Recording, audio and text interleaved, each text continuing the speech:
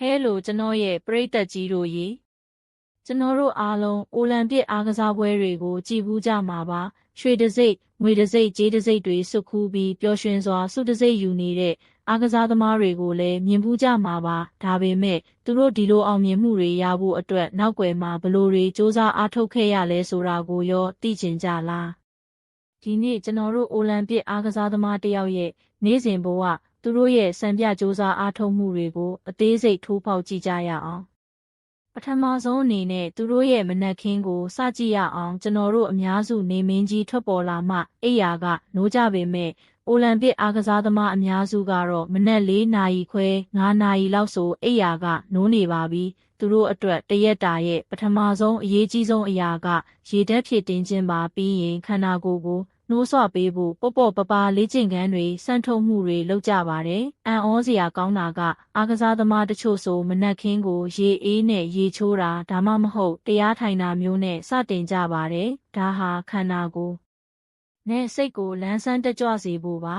။မနက်စာဆိုတာသူတို့အတွက်တာမန်ဘိုက်ဖြည့်အစားအစာမဟုတ်ပါဘူး။ဒါဟာခန္ဓာကိုယ်အတွက်လောင်စာစီပါပဲဥပမာရေကူးသမားတဦးနဲ့အလေးမသမားတဦးရဲ့မနက်စာကလုံးဝမတူပါဘူးရေကူးသမားတွေကအားအင်ပြေးဝဖို့ကာဘိုဟိုက်ဒရိတ်များတဲ့အစားအစာတွေစားပြီးအလေးမသမားတွေကတော့ကြွက်သားတိဆောက်ဖို့ပရိုတင်းဓာတ်များတဲ့အစားအစာတွေကိုအဓိကထားစားသုံးကြပါတယ်ကဘာကျော်ရေကူးသမားမိုက်ကယ်ဖဲလ်စ်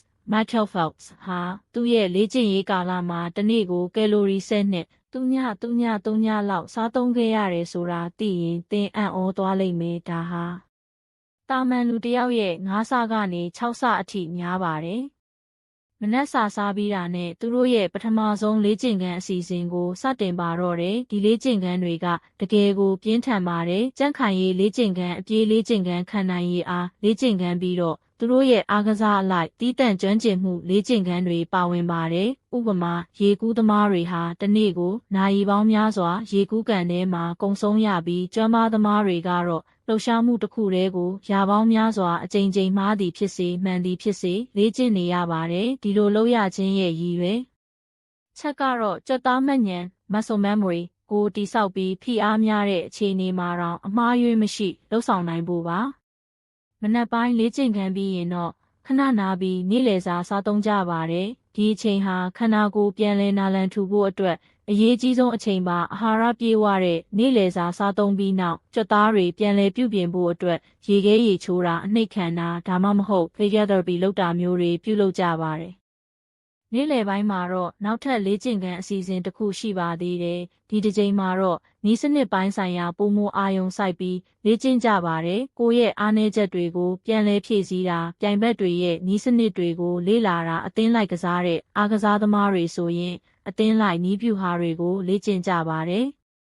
ညနေပိုင်းရောက်ရင်တော့သူတို့ရဲ့ခန္ဓာကိုယ်နဲ့စိတ်ကိုအပြည့်အဝအနားပေးဖို့ပြင်ဆင်ပါတော့တယ်တချို့ကတိတ်ဆိတ်တဲ့နေရာမှာစာအုပ်ဖတ်တာဂီတနားထောင်တာဒါမှမဟုတ်မိသားစုနဲ့အချိန်ကုန်ဆုံးတာမျိုးတွေလုပ်ကြပါတယ်အရေးအကြီးဆုံးကတော့အိပ်ဆက်ခြင်းပါပဲသူတို့အတွက်တစ်နေ့ကို8နာရီကနေ10နာရီအထိအိပ်ဆက်ဖို့လိုအပ်ပါတယ်အိပ်ဆက်ခြင်းဟာခန္ဓာကိုယ်ရဲ့ပြန်လည်ပြုပြင်မှုကိုအကောင်းဆုံးအားပေးပြီးစွမ်းဆောင်ရည်ကိုမြင့်တင်ပေးနိုင်တဲ့အကောင်းဆုံးဆေးတစ်လက်ပါပဲ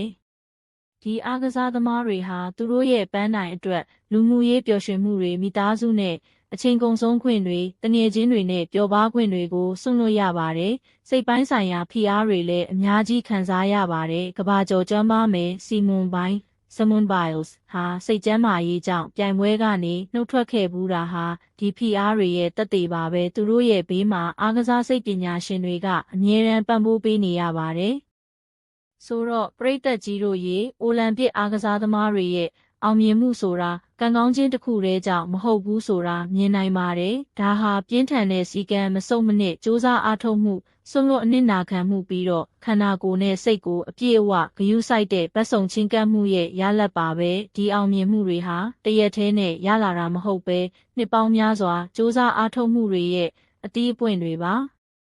ဒါဆိုရင်ပရိသတ်ကြီးတို့လည်းကိုပန်းတိုင်အတွက်ဒီလိုစူးစမ်းအားထုတ်မှုမျိုးနဲ့အောင်မြင်အောင်လုပ်နိုင်ပါတယ်သူတို့ရဲ့ဇွဲလုံးလောက်ဝီရိယတွေကိုသင်ယူပြီးကိုယ့်ဘဝမှာအသုံးချနိုင်ပါတယ်ဒီဗီဒီယိုလေးကိုကြိုက်နှစ်သက်တယ်ဆိုရင် like share နဲ့ subscribe လုပ်ဖို့မမေ့ပါနဲ့ဦးနော်နောက်ထပ်စိတ်ဝင်စားစရာဗီဒီယိုတွေနဲ့ပြန်လာခဲ့ပါမယ်see ya